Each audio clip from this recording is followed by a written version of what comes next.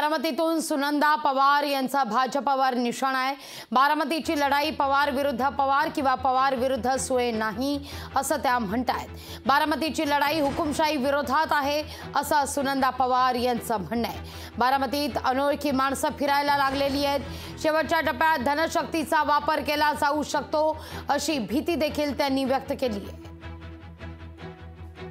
ही लढाई पवार विरुद्ध पवार किंवा पवार विरुद्ध सुळे असं नाही। आम्ही हुकुमशाहीच्या विरुद्ध म्हणजेच मोदी शहांच्या विरुद्ध आणि महाराष्ट्रामध्ये अनाजी पंतांच्या विरुद्ध आम्ही लढण्याचा प्रामाणिकपणे प्रयत्न करतो।